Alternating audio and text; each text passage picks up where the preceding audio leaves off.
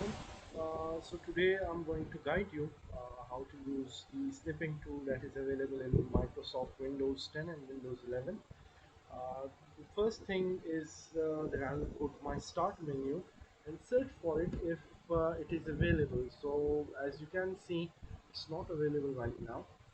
So if it's not available, then you have to go to the store. As you can see, go to Microsoft Store, and over here you can search for it. It is called as snipping tool. As you can see, snipping tool, go ahead, search for it, and it is the first one. As you can see, this one, which is by Microsoft Corporation. I'll say install. It will take a while and install, and up till that, until it gets ready, I'll continue my video after that. Okay, now as you see, the download has completed, so you can open it from here, or you can go ahead to start menu, and now it will be available in the start menu as well. So the snipping tool.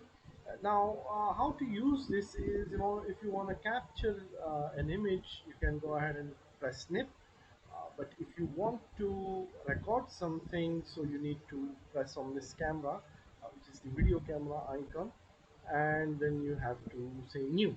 And when you say new, you can go ahead and select the area which you want to record, whether you want to record a window or whether you want to record something else. And if you want to record the whole window, you can go ahead and select an area in it for recording to start up ahead. So as you can see, uh, now it's asking whether it should be able to access the microphone as well. So I'm going to say yes, go ahead, let it use the microphone.